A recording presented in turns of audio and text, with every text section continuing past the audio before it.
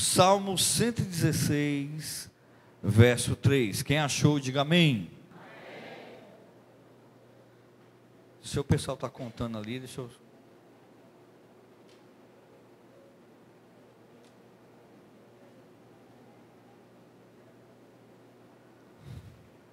Diz assim a palavra do Senhor: laços de morte me cercaram, e angústias do inferno se apoderaram de mim. Caí em tribulação e tristeza.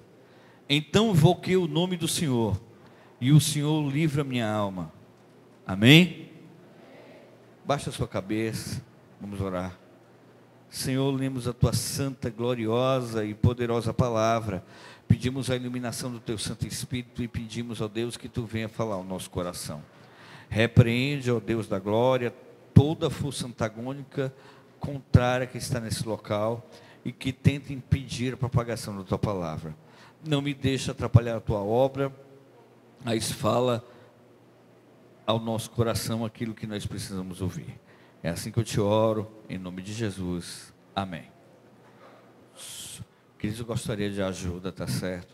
Eu peguei uma gripe agora, hoje. Esses dias têm sido um dia de muita batalha, muito puxado. Nós pregamos sobre opressão. E hoje nós vamos falar sobre depressão espiritual. Repita comigo: depressão espiritual. Eu quero declarar aqui humildemente que quando eu me atrevo a entrar numa área que não é a minha área primária, que não é a minha área principal, eu faço não com a ousadia de me achar dominador dessa área, mas eu faço com a importância e a validade do tema. Eu vou falar sobre depressão espiritual, mas para que eu possa falar sobre a depressão espiritual, eu vou ter que falar sobre a depressão psicológica. Então, eu não é a minha área principal, não estou dizendo que eu domino, então eu peço licença com humildade para entrar nessa área e faço não com a intrepidez e não com orgulho de dizer que eu vou dominar, mas faço com a convicção da importância do tema, da relevância do tema, e que é importante eu me aventurar, mesmo que eu não possa ser tão bem sucedido.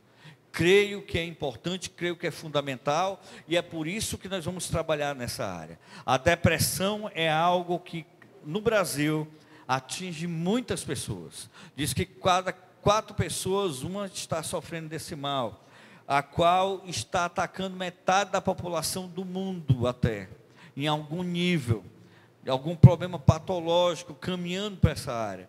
A depressão, ela não é frescura, ela não é mimimi, é algo sério. Por que está tendo tanta depressão, pastor? Porque nós vivemos uma época de muita exposição a estresse e de muita incentivação a viver uma vida de mimimi, de imaturidade. Os pais, infelizmente, não querem que os filhos se frustrem, mas a frustração faz parte da vida. A frustração, ela é importante para a formação do ser humano. Por exemplo, hoje tudo é bullying, né? Na minha época não tinha bullying. Tinha que se virar mesmo. Hoje é bullying. Então é um nhenhenhé só que está levando as pessoas a serem muito frágeis, a ser muito realmente mimadas. Diga aí para a pessoa que está do seu lado: deixa de frescura. Então, entender essa dimensão. E para isso que a gente vai trabalhar hoje, a gente vai trabalhar em primeiro lugar, algumas definições, certo? Algumas definições. Em primeiro lugar, tristeza é uma emoção, um sentimento muito típico dos seres humanos, caracterizado pela falta de alegria, de ânimo, de disposição e de outras emoções de insatisfação. Meus amados, preste atenção: a tristeza faz parte da vida. Repita comigo: a tristeza faz parte da vida. Se você é ser humano, se você é gente, Ai, pastor, a gente não pode ficar triste. Pode e deve. Porque você também não pode ficar todo tempo alegre, todo tempo alegre, todo tempo alegre. Não tem organismo que aguente. Também como você não pode ficar todo tempo triste. E é normal, quando nós passamos algumas percas na vida, nós não vamos ficar alegres. Você perdeu 100 reais. Que bom, perdi 100 reais. Fica nada. Eu não fico não. Mas está repreendido, não me dizer, está repreendido. Você não vai ficar feliz com a perca.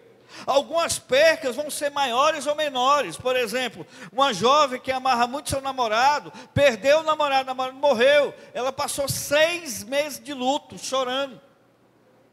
É normal até 6 meses, dependendo da perca. A pessoa tem um luto de 6 meses, tem um estresse de 6 meses, pós um trauma. É normal. Tem gente que morreu, perdeu. Quem morreu foi a pessoa, eu não morri, amém. Não vou condenar ninguém, não vou recriminar ninguém. Mas a tristeza faz parte da vida e as pessoas não querem mais ficar tristes, não querem mais passar momentos difíceis, não querem mais passar privações. Tem um mandamento na prosperidade. Quem quer prosperar aqui, levanta a mão, diga amém. Amém. Tem um mandamento, tem um princípio a ser seguido. Você sabe qual é? O princípio do prazer adiado. Eu não gasto dinheiro hoje, eu não como aquela pizza hoje, eu não vou para açaí hoje, eu não vou para o shake hoje, eu não vou comprar essa camisa hoje, não vou trocar meu celular agora, para que eu possa poder trocar mais na frente, com mais comodidade, com mais dinheiro, pagando menos juros. Isso é o princípio do prazer adiado. Eu me privo hoje, para poder usufruir amanhã. Só que as pessoas não querem fazer isso. Não, eu não vou me entregar no meu relacionamento hoje, porque eu quero a bênção de Deus, mas eu não quero saber disso. Quero viver o momento e viver vida de tristeza, de amargura. Por quê? Porque não entende que a tristeza faz parte da vida. Até 6 meses, dentro da psicologia, dentro da psiquiatria, é normal para a pessoa passar uma tristeza dependendo do luto. Uma perca de um familiar, a perca de algo importante, é até importante que a pessoa passe isso. Tem gente que não quer mostrar o cachorrinho que morreu para a criança. Tem que mostrar. É uma grande oportunidade para você ensinar o luto para a criança. Certo?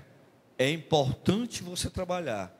Tristeza faz parte da vida. Jesus disse: no mundo tereis aflições. A segunda definição que eu queria trabalhar, anedonia ou anedônia. O que é isso? É a falta de capacidade de sentir prazer. A pessoa não tem prazer em nada. A pessoa fazia judô, jiu-jitsu, fazia alguma coisa, curtia a vida, passeava, namorava, mas simplesmente ela não consegue ter prazer em nada na vida. Isso pode ser um tipo de depressão, um princípio de depressão, ou pode ser uma característica de alguma patologia psicológica ou psiquiátrica. Quando você não tem prazer em absolutamente nada na vida, pode ser anedônia. Pode ser anedonia, falta de disposição, de ânimo, não comemora, não festeja nada da vida. Eu estava olhando aqui, o Levi chegou perto de mim, eu lembrei de um fato muito interessante. Tá, o Levi, o Isaac já foi, o Isaac participou do primeiro culto. Então nós tínhamos uma equipe de judô aqui, era Levi, Isaac e Davi. E eles foram fazer competição por equipe. E eu escrevi eles por equipe, era a equipe de 5 atletas. Tudo gordinho, parecia umas bolinhas. E eu escrevi eles para lutar. Só que não tinha outra equipe para lutar. Só tinha eles. E eles entraram, mas tinha que entrar, e eles tinham que cumprimentar o árbitro. Eles entraram, cumprimentaram o árbitro, aí pronto. Aí quando o árbitro fez assim, kati, que é em japonês, ganhou, vencedor. Aí fez kati, meu irmão, esses caras comemoraram tanto. E eu olhando para a dona Delva assim, que era uma quinto dan, uma senhora quinto dan lá, o professor Garcia, Chirran Garcia, 7º dan, e eu olhando e rindo, rapaz. Aí vai, se teus alunos não existem, não, mas essa é a capacidade de festejar na vida. Às vezes você não celebra o que o seu marido, a sua esposa, seus filhos, você está aqui louvando ao Senhor, amém?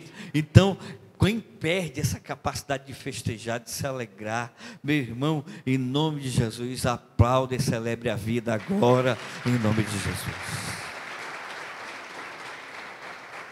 3, depressão. Não é apenas tristeza, mas sim uma doença. A depressão é um sentimento de falta de sentido para tudo. Não é covardia nem frescura, é uma doença emocional. As pessoas que adquirem essa doença são geralmente aquelas hipersensíveis. Isto é, aquelas que se preocupam excessivamente com problemas e com outras pessoas. As que se sentem ofendidas facilmente com qualquer coisa. Aquelas que se queixam de levar somente pela emoção. São levadas somente pela emoção e não pela razão. Gente, a pessoa se preocupa com tudo. Qualquer coisa está se preocupando. Quando não tem o que se preocupar, fica inventando. Ai, o pastor Flávio não falou comigo. Será que ele está com raiva de mim? O que foi que houve? Ele está ali falando com o Cezinha. Estou falando. Para. Gente, calma. Tudo a pessoa quer morrer. Ai meu Deus, eu estou gripado. Será que é alguma coisa mais grave? Será que é H1N1? Diga aí para a pessoa que está repreendido. Gente, calma. Diga para a pessoa que está, calma. Quando a pessoa não tem com que se preocupar, inventa. Ai, será que eu vou vender? Ai, eu vendi muito. Será que vai acontecer de errado? Será que vão pagar? E calma, gente, calma. Diga aí para você, relaxa. Augusto Cury, que escreveu essa definição, ele fala o seguinte: depressão é o estágio da dor humana. Certo? O latim é depressio, deprimere. Aperte firmemente para baixo, para fora. Apertar. É quando a pessoa se sente apertada. Era considerado o mal do século, mas agora sabe-se que é ansiedade. Certo? A depressão espiritual. Preste atenção o que é o nosso caso agora. A depressão espiritual é estritamente definida para significar a depressão que é causada pelo pecado. A busca de uma causa é longa. A depressão é uma experiência dolorosa e normalmente é descrita com imagens de vazio, escuridão, tristeza e até mesmo o próprio inferno. O jornalista Boechat, que teve depressão, ele diz que ele não sabe se Deus existe, mas o inferno ele diz que sabe que existe, que é a depressão. A depressão, ela pode acontecer depois de um trauma grande, ou pode acontecer sem nenhuma explicação. Certo? Sintomas da depressão. Quais são os sintomas da depressão? Preste atenção. Na depressão espiritual, a depressão é causada por quê? Pelo pecado. Pecado causa culpa. Repita comigo, pecado. Mais forte, pecado causa culpa. Só que hoje as pessoas estão com a carcaça tão grossa com o pecado, que aconteceu isso também. Em 1 Coríntios, tinha um jovem lá que estava deitando com a mulher do pai dele, e Paulo chega ao momento de ser tão duro com ele, tão duro, que o que Paulo disse para aquele jovem foi o seguinte: seja entregue a Satanás, expulso da igreja, junto comigo e os outros. Mas por quê? Porque ele não sentia nada, e ele não reconhecia. Além de não sentir, ele não reconhecia. E além de não reconhecer, ele continuava na mesma postura. E o que foi que Paulo disse? Entrega a Satanás. E o que foi que causou nesse jovem? Ele caiu na tristeza excessiva, ao ponto que na segunda epístola Paulo chega a dizer: traz ele de volta.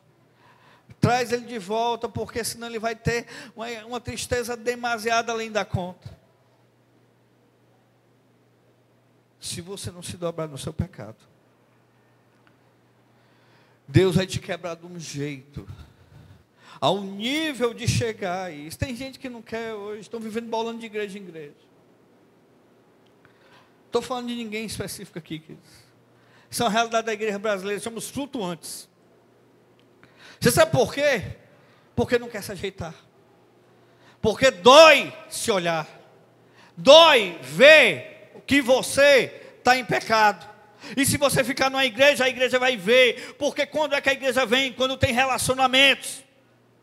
E quando tem relacionamento, todo mundo aparece. Agora numa igreja rodoviária, que a pessoa entra e sai, ninguém vê, ninguém sente o cheiro. E Paulo pega muito pesado. Diga para uma pessoa que está do lado, se ajeite. E aquele jovem caiu em depressão. Pecado causa tristeza, porque causa morte. Quem brinca com pecado, está brincando com fogo. E o juízo de Deus mais cedo ou mais tarde vai chegar. E quisera que seja mais cedo. Porque se demorar muito, pode ser o juízo eterno. Porque você, não pastor, está tranquilo, estou indo para a igreja, mas eu estou indo lá para aquela festa do tuc lá. E é uma esculhambação e está de boa, depois eu me arrependo. Um dia, Mateus 7:21, as pessoas vão chegar e dizer, Senhor, não expulsamos demônio, em teu nome não expulsamos demônio, não falamos em novas línguas, não pregamos, as almas se converteram, e Jesus vai dizer, afastai-vos de mim, malditos, porque eu nunca vos conheci. Eu não posso espancar ninguém aqui para deixar de pecar. Se adiantasse até eu faria. Mas não adianta. Mas um dia o juízo de Deus vai chegar na minha e na sua vida. E só tem dois caminhos, ou esquerda ou direita. Quem dera, se há alguma coisa errada na nossa vida, que possa ser nós podemos nos encontrar com a tristeza da repreensão divina. Porque a gente vive uma época que a gente acha que quem nos ama é quem diz que a gente está certo. Uma mulher diz que adulterou, mandou uma carta para um pastor, e esse pastor famoso da internet caiu no passado. E ela disse, esperei que o senhor tivesse uma palavra melhor para mim, como o senhor já caiu. Ele diz, você está doente com o seu pecado. Esse seu pecado vai trazer morte, vai trazer repreensão, vai arrebentar com a sua vida. E eu não vou alisar o seu pecado, porque as pessoas querem isso hoje. Meu irmão, pecado cheira a morte. E quem peca, não pode encontrar com outra coisa. Ou morre a vida, ou morre as emoções, ou morre os relacionamentos, ou morre os relacionamentos, ou morre as suas finanças, ou morre a sua saúde. Não brinque com Deus. Não estou falando daquele que está querendo se ajeitar e não consegue. Mas estou falando daquele que está insensível. Isolamento social, primeiro sintoma. A pessoa se afasta porque ela não quer se contactar com ninguém, ela se sente mal, ela não consegue estar no meio das pessoas. Assim aconteceu com o profeta. Depois de ele enfrentar 450 profetas de Baal, ele vai e se isola. O Salmo 133 diz, como é bom e agradável viver unidos os irmãos. É como o óleo precioso sobre a cabeça, ao qual desce sobre a barba de Arão, e desce para a gola das suas vestes. É como o orvalho do Hermon, que desce sobre os montes de Sião, e ali ordena o Senhor a sua bênção e a vida para sempre. Quando a pessoa está em pecado, ela se afasta. Você sabe por que se afasta? Porque Hebreus 10:25, não deixemos de congregar-nos como é costume de alguns, antes façamos admoestações. E o que é admoestação? É carão. É se ajeite. Prostituição é pecado, homossexualismo é pecado, lesbianismo é pecado. Não, pastor, você não pode. É pecado, quer que eu diga o quê? E pecado, o salário do pecado é a morte.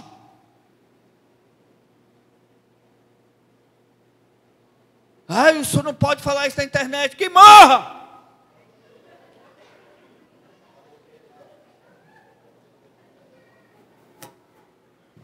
O que é que eu posso fazer? Eu não estou falando da minha, eu estou falando da Bíblia. Isolamento social. Não deixemos de congregar, como é costume de alguns. Antes fazemos admoestações. Porque quem está perto do outro vai levar carão. Vai ser chamado a atenção. A gente fala em amor, fala em amor, fala em amor. Mas quem te ama é quem diz que você está errado.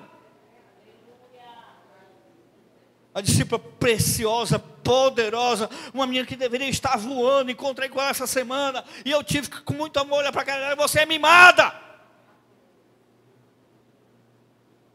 E quando a gente é mimado, a gente não prova o melhor dessa vida. Quando a gente é mimado, a gente não faz o que tem de fazer. Quando a gente é mimado, a gente não engole sapo. Eu acho que eu já engoli sapo, cururu, gia, a lagoa todinha. Você sabe por quê? Porque eu sou maduro. Talvez eu não seja tão maduro quanto eu deveria ser, mas eu quero ser. Eu quero crescer. E a Bíblia diz ser perfeitos. E isolamento social às vezes é ruim, está no meio das pessoas, a qual a gente não está se sentindo bem, porque a gente está devendo. E quando a gente está devendo com alguma coisa, irmãos, você sabe o que é que acontece? A gente fica pensando que está todo mundo cobrando, mas o problema não está nas pessoas, está na gente. Está na gente. A igreja não sei quem, a igreja nenhuma presta. Não, é você e é eu que não presto. O problema não está nas pessoas. Pastor, eu já passei em 17 igrejas, as 17 igrejas são complicadas. É não, meu irmão. É não, não é. É você. Porque em todo lugar tem gente complicada. Agora tem gente que sabe entrar e tem gente que sabe sair. É a gente saber se comportar, é saber viver. Diz uma música do poeta secular: é preciso saber viver. Toda pedra no caminho você pode tropeçar. Numa flor que tem espinho, você vai se machucar. Se o bem e o mal existe, você pode escolher. É preciso saber viver. Aí fica aí se machucando, é insuportável, arranja briga com todo mundo. Ninguém gosta de mim, todos me tratam com desprezo, o problema é a gente. Quando você se amar, você vai viver bem em todo canto. Quando você se amar, você vai dizer: o negócio está ficando esquisito aqui, é melhor me afastar um pouco. Está aqui, é melhor não falar agora. Não aprenda uma coisa, não fale para quem não quer te escutar. Por que você vai falar? Pastor, para ver se a pessoa entende. Tem hora que dá para a gente ver. Teve um grande homem de Deus aqui, de uma igreja muito top, que ele enlouqueceu, ficou herético. E eu falei com o pastor dele, e eu disse: olha, pastor, eu sei que o senhor já sabe, mas os pontos para rebater essa heresia é esse aqui, esse aqui, esse aqui, esse aqui. Aí ele, com muito amor e muito carinho, disse: pastor Wagner, eu já sei todos eles, muito obrigado, mas se eu ver que ele não quer abertura, eu não vou falar, porque eu não vou jogar pérola aos porcos. Tem gente, irmãos, que já te condenou. Se a pessoa já te condenou, porque você vai perder tempo? Porque você vai se desgastar. Uma pessoa deprimida, ela não tem inteligência emocional. O que é inteligência emocional? É saber o ponto, até onde eu aguento. Preste atenção no que eu vou falar aqui. A minha linha de suportar algo não pode ser extrema. Ai, pastor, eu nunca estouro. Está errado. Tem que estourar. Tem coisa que a gente tem que estourar, amém? Agora, se tiver pavio curto, também está errado. Se tiver pavio muito longo, também está errado. Porque se tiver pavio longo, vai ser besta. Se tiver pavio curto, é grosso. Gente que tem inteligência emocional está sempre se deprimindo. Por quê? Porque eu estouro logo ou demoro a estourar. Não. Você tem que suportar, mas tem um ponto, tem uma medida. Tem coisas que não dá para suportar. Então, inteligência emocional é eu saber conciliar minhas emoções com a minha razão. Tem coisas, se eu ficar demasiadamente triste, eu vou cair. Então, uma pessoa deprimida, ela se isola. 2, ela não tem ânimo para nada. Ela não acredita em nada, ela não tem sonhos. Diga para a pessoa que está do seu lado: Deus tem planos maravilhosos para você.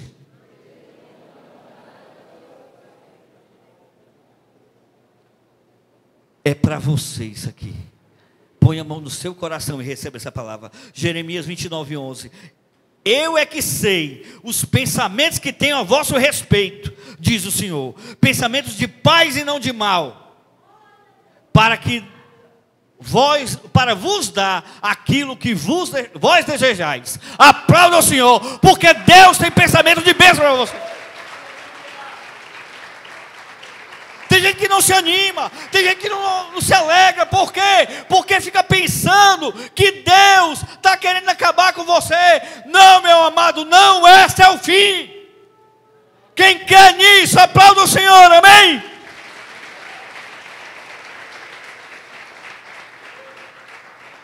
Terceiro, alteração de peso. Cadê?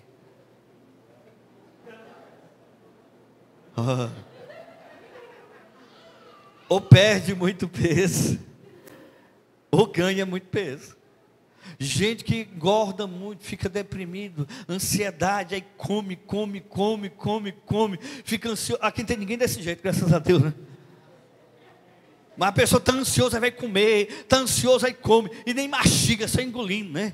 Mamãe não veio hoje, já posso falar mal dela. Mamãe é engraçada, mamãe vai alimentar as pessoas, né? As crianças, já parece uma pá de rebocando, assim, ó. Ela bota a colher aqui, bota assim, e não espera nem a criança terminar de mastigar.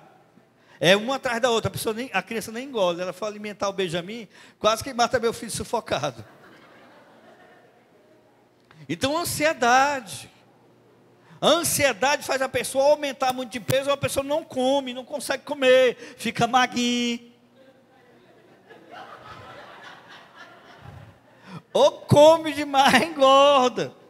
Então, alteração de peso, Mateus 4:4, nem só de pão viverá o homem, mas de toda palavra que sai da boca de Deus. 4, sono, ou muito sono, ou pouco sono.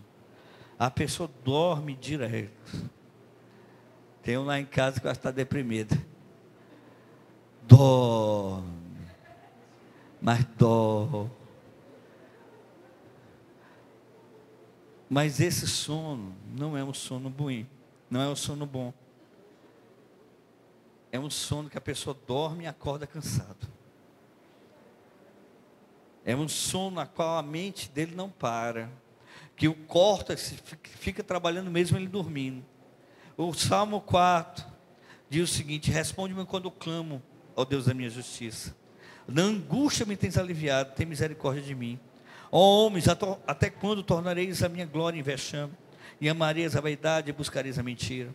Porém o Senhor distingue para si o piedoso, o Senhor me ouve quando eu clamo por ele. Irai-vos e não pequei, consultai o travesseiro, o coração e sossegai. Oferecei sacrifício de justiça e confiai no Senhor. Há muitos que dizem: quem nos dará de conhecer o bem? Levanta sobre nós a luz do teu rosto. Mais alegria me puseste no coração do que a alegria deles quando há fartura de cereal e de vinho.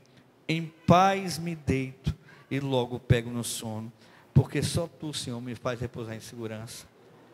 O sono da pessoa que tem depressão é um sono ruim, pesado, que não relaxa, ou a pessoa não consegue dormir. Ou a pessoa fica acordando várias vezes na noite, ou a pessoa levanta, inquieta. Isso pode ser um sinal de depressão. Esquecimento, certo? A pessoa não se concentra, ela não tem foco, então ela esquece de coisas várias vezes, porque a pessoa está sempre preocupada com a coisa ruim. Então esse pensamento negativo vai fazer com que a pessoa esqueça. Lembra de mim, da minha alma, a aflição do meu pranto, do absinto do veneno. A minha alma continuamente se recorda e se abate dentro de mim. Lamentações 3:19, verso 20, 21. Quero trazer à memória aquilo que me dá esperança. Ocupe a sua mente com coisas boas, senão isso vai acabar com a sua vida. Cansaço. A pessoa está sempre cansada, mesmo que durma, ela vai ficar cansada. Isaías 40, verso 31 diz: mas os que esperam no Senhor renovam suas forças, sobem com asas como águias, correm e não se cansam, caminham e não se fadigam. Presta atenção, aqui a pessoa está cansada por um problema hormonal, ela para de produzir hormônios da alegria, tem uma glândula que fica no centro do cérebro, chamada hipófise, ela é do tamanho de uma ervilha, ou menor, e quando a hipófise para de produzir hormônios da alegria, como a endorfina, serotonina, adrenalina, noradrenalina, a pessoa para de ter prazer na vida. E esses hormônios são necessários para que você possa reagir no momento de estresse. Mas depois você tem que descansar e se recuperar com outros hormônios. E quando a pessoa não consegue produzir mais desses hormônios, o que é que acontece? O seu corpo vai definhando e a sua força vai acabando. Então o cansaço é tremendo nessa pessoa. Culpado por tudo, a pessoa se sente extremamente culpada. Romanos 8:1 diz, portanto, agora nenhuma condenação há para os que estão em Cristo Jesus, que não andam segundo a carne, mas segundo o Espírito, porque a lei do Espírito de vida em Cristo Jesus nos livrou da lei do pecado e da morte. Presta atenção, Dr. Russell Shedd diz o seguinte, tome cuidado com as pessoas que se perdoam fácil demais. Tem gente que se perdoa fácil demais, mas tem gente que não se perdoa mais. A pessoa errou, adulterou, falhou, fez uma coisa, estragou, tentou se arrepender, se humilhou, mas a pessoa não consegue se perdoar. Diz, meu Deus, como é que eu fiz isso? Você sabe o que é isso? Falta de auto-perdão, orgulho. A pessoa que não consegue se perdoar, ela não é humilde não, ela é orgulhosa, porque no fundo, ela acha que era tão boa, que não podia ter feito aquela titica. Para não falar outra coisa. Como é que eu fiz isso? Eu não acredito que eu fiz isso. E ela não consegue se perdoar. Diga para a pessoa que está do seu lado, você é gente. Agora preste atenção. Entre o pecado e o perdão, tem que ter uma linha que se chama arrependimento. Só merece o perdão aquele que se arrepende. Pastor, eu tenho que perdoar a pessoa que não se arrepende? Tem. Como é que é? Eu só disse que não. Vou explicar. Tem gente que você tem que perdoar e não admitir mais. Se dá o perdão por você, não por ele. Ele não se arrependeu, mas perdoe, porque senão você vai levar ele o resto da sua vida. Culpado por tudo. Nenhuma condenação há para aqueles que estão em Cristo Jesus. Negativismo, está sempre reclamando da vida, está sempre vendo o lado ruim, está sempre vendo o quê? Por que a pessoa é desse jeito? Porque a pessoa está mal. Porque a pessoa não tem alegria, porque dentro da pessoa está em treva, então essa pessoa é negativa porque ela é uma doente. A morte e a vida estão no poder da língua, o que bem utiliza como do seu fruto. A Bíblia diz, se teus olhos forem bons, todo o teu corpo será positivo. Aprenda a ver as coisas do lado positivo. Você pergunta, eu não podia ter passado, por que eu estou passando por isso? Pergunta aí para a pessoa, você está vivo? Pergunta aí, está vivo? Pergunta para a pessoa que está do seu outro lado, está vivo? Celebra isso aí em nome de Jesus, amém? Pode aplaudir o Senhor. Você está vivo? É o dono da vida. Teve uma época que eu pensei que ia morrer. Ia para a estação, ficava na estação, e uma vez Satanás chegou perto do meu ouvido, pula. Pula no metrô. Eu vá para lá. Diga aí para a pessoa, pulão, pulão.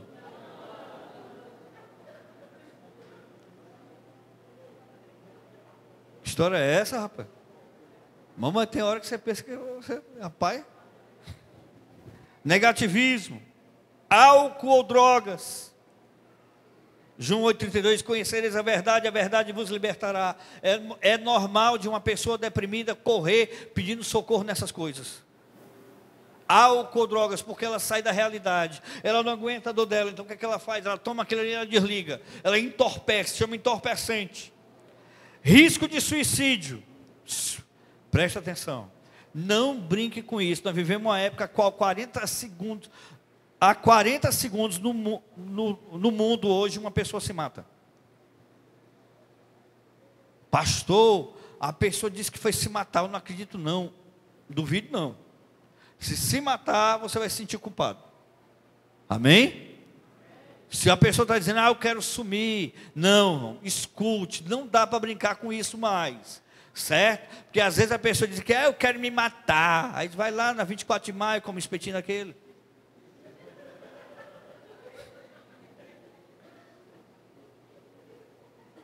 Diga aí para a pessoa, faça isso não. Aí tem gente que der ruim, manda a pessoa comer o espetinho da 24 de maio e pede um copo com água lá na bodega. Pede um copo com água no bar, aquele da torneira, para tu ver. Aí morre mesmo. Diga aí, está repreendido, diga, né? Não é sério, irmão. O suicídio está muito terrível. Quais as causas da depressão? Presta atenção. Quais as causas? Presta atenção. O pessoal falava que era o estresse, mas descobriram que o mal do século não é a depressão. O mal do século é a ansiedade causada pela síndrome do pensamento acelerado. Só que é o seguinte, o que é que faz a gente ficar ansioso? Você sabe o que é? Algo chamado procrastinação. Todo ansioso procrastina. Todo ansioso é um procrastinador. Vou explicar. Eu sou um procrastinador. Não sou mais não. Sai. O que é que acontece? Como a gente tem muita coisa para fazer, quem é procrastinador pega as coisas chatas que você não gosta de fazer, daquele professor chato, daquele amigo chato, daquela pessoa chata que ele pediu. Aí o que é que você diz? Não vou fazer agora não. Deixa que eu faço depois. Faço depois. Aí você faz as coisas que você gosta de fazer. Aqui não tem ninguém desse jeito, né? Só tinha eu. Não sou mais assim. Você faz as coisas que você gosta de fazer. E as coisas que você não gosta, você deixa para lá. O que é que acontece? Aquelas coisas que você não gosta, papoca tudo de uma vez só. Aí você fica feito um louco, correndo atrás, para cima e para baixo, para resolver tudo ao mesmo tempo. O que é que dá isso? Ansiedade. Vale, meu Deus, será que vai dar problema na firma? Será que vai dar problema com o professor? Vale, meu Deus, o meu artigo tem que apresentar, o da Nilson também. Vale, Jesus. Então, se você quiser acabar com a ansiedade, não adianta só respirar, não, porque tem... Respira.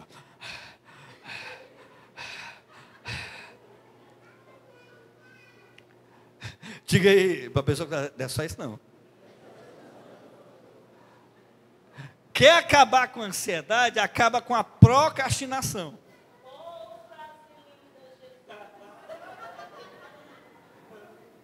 Bem-aventurados sois quando vos perseguirem. Então, ansiedade, procrastinação. Pode ser uma coisa ruim de fazer, faça logo. Teve um rapaz, Jesus é lindo, né? Jesus é maravilhoso. Judas foi denunciar Jesus. E quando Jesus viu o que ele ia fazer, que ele pegou no mesmo prato, molhou o mesmo pão com Jesus, aí Jesus disse para Judas, o que tem de fazer, faça logo. Diga aí, professor, o que tem de fazer, faça logo. Certo? Ansiedade, Mateus 6,20, não andeis ansiosos por qualquer coisa nesse mundo. Agora o que você tem de fazer, faça logo. Você vai diminuir a ansiedade. Estresse, presta atenção, quais são as causas? Procrastinação, ansiedade, estresse. Não dá para escapar do estresse, filho. Tem só uma coisa que você pode fazer. Pastor, trânsito horrível. Relaxa, diga aí para a pessoa, relaxa. Tem que fazer. Relaxa. A luta está grande, pastor. Relaxa, o que não tem remédio, remediado está. Tem coisas que a gente pode mudar, amém. Tem coisas que a gente não pode mudar. Certo? João 16, 31, 33. No mundo tereis aflições. Diga para a pessoa que você não vai morrer. Espero, né?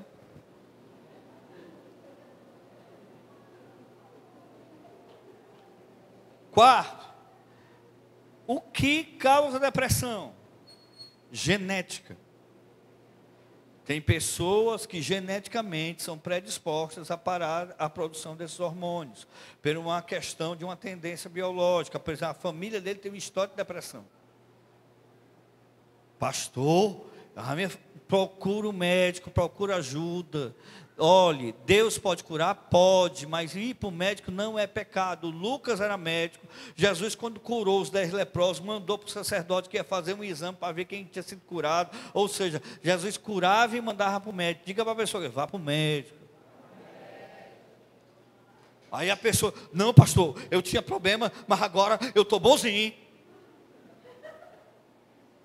Tá não, filho. Se está bonzinho, está bonzinho. Não está bonzinho. Quem tem fé, levanta e anda. Quem não tem, é melhor ir para o médico. Amém? Tem vergonha disso não. A pessoa, está doente, está em pecado. Rapaz, nem tudo é pecado. Às vezes tem algo maravilhoso ali, quer salvar um médico, quer salvar uma pessoa. Tem um amigo meu que levou 6 meses de vida. Deram 6 meses de vida a ele. Ele está mais de 10 anos. O médico já se converteu, porque ele já era para ter morrido, metástase. Já recebeu, foi alta. Tomou um comprimido de quimioterapia por ano só. E o médico não entende aquilo. Você sabe por quê? Porque Deus tem propósito em todas as coisas debaixo dessa terra. E para aqueles que o amam, amém? Amém. Pode aplaudir o Senhor.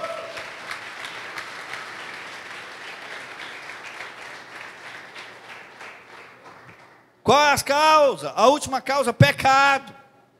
A pessoa está bem, mas pecou, aí vem uma opressão demoníaca tão grande sobre ele, uma acusação, às vezes uma acusação religiosa, o orgulho dele, a vergonha grande, e ele se deprime para quê? Porque é uma opressão satânica. Mas uma coisa eu digo para você, que é o que nós estamos falando aqui, a depressão espiritual, ela é mais fácil de resolver do que a psiquiátrica, a psicológica. É bem mais fácil. Tem jeito, Deus cura até essa outra aí também. Mas essa aqui que nós estamos falando hoje é o que? É a espiritual. Certo? Como solucionar? Primeiro, alimente-se. Não adianta, presta bastante atenção, fazer jejum quando a pessoa está com depressão espiritual. Muitos casos eu já vi meu pastor dizer para ele, bote essa pessoa para comer. Pastor, está orando e jejuando para se libertar. A pessoa está morrendo de fome. Está cansado, está debilitado. Não é de rir, não, é de chorar. Eu já vi casos desse jeito. Exu caveira na vida da pessoa. Não sendo possessa, mas oprimindo, a pessoa deprimida. Uma religiosidade em cima da pessoa, que a pessoa tinha de jejuar, e a pessoa já estava quase tuberculoso já, de fome. Diga para a pessoa que vai comer. Se alimente. Como solucionar? Alimentar-se. Fazer um caldo para a pessoa.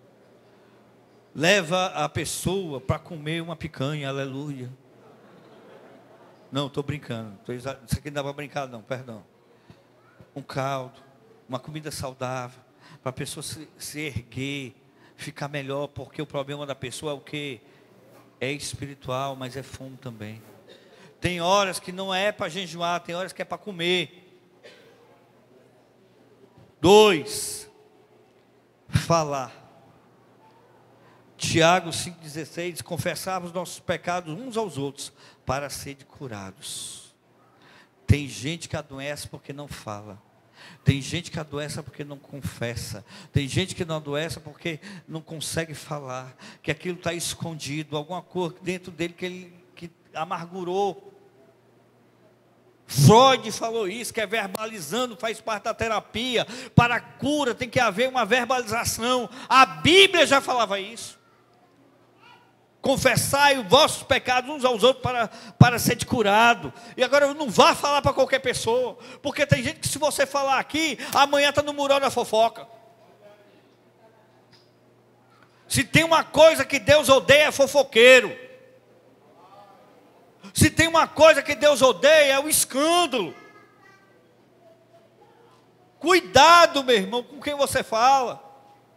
Eu conheci um pastor que ele foi altamente prejudicado, porque no gabinete dele ele não sabia, o gabinete era na casa dele, e quando ele falava no gabinete, vazava para o quarto das filhas. E as filhas espalhavam para a igreja. E todo mundo teve o pastor como fofoqueiro, que não era ele. Então, irmãos, não fale para qualquer pessoa, mas fale. Você tem que falar. Abra o seu coração, abra a sua alma. É falando que você vai ser curado. Confessai, pois, os vossos pecados uns aos outros. E orai um pelos outros para serem curados. Muito pode a oração da súplica pelo justo. Como eu soluciono isso? 1, se alimente. 2, falar. 3, a presença de Deus. Amém? Se entrega na presença de Deus. Eu vou dizer uma coisa, preste atenção. Quantas vezes a gente chega na presença de Deus que a gente pensa que está acabado. A pressão é tão grande, o problema é tão grande, que você pensa, não, agora eu vou. Eu não vou aguentar. E de repente ali na presença de Deus você chora, se derrama. Aí o mundo abre. O céu se abre para você. Parece que tudo se transforma. A presença de Deus, buscar em primeiro lugar o reino de Deus, a sua justiça, e todas essas coisas vos serão acrescentadas. Depois, você está na presença de Deus, faça um autoexame. Doutor Cury, ele fala o seguinte, o Augusto Cury, tira a concorrência daqui.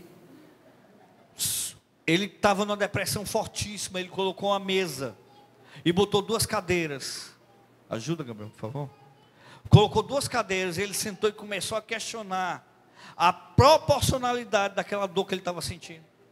Se aquela dor era justificável ou não. Se aquelas emoções que ele tinha eram justificáveis ou não. E ele saiu da depressão. Você sabe como é que se chama isso na Bíblia? 1 Coríntios 11, 23. Examine-se, pois, 11, 28. Examine-se, pois, o homem a si mesmo. Autoexame. O profeta Isaías, quando chegou na presença de Deus, que viu uma revelação de Deus, que viu Deus sentado no seu alto e sublime trono, ele não foi pensar jogar a culpa nos outros, não, porque a nossa cara é dizer que a gente está mal por causa dos outros. Ele diz, ai de mim, porque sou homem de lábios impuros e habito no meio de um povo de impuros lábios. O que foi que ele disse que o problema era quem? Ele. Autoexame. E último, clame. Clame. Romanos 10, 3, todo aquele que invocar o nome do Senhor será salvo. Clame. Eu gostaria que vocês fechassem as luzes agora.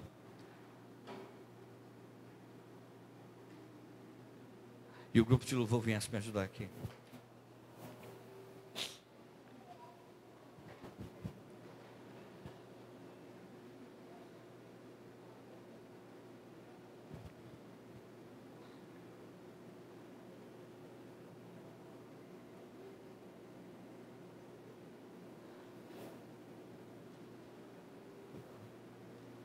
Isaías 40, 31 diz que os que esperam no Senhor renovam as suas forças e sobem com asas como águia, correm e não se cansam, caminham e não se fadigam.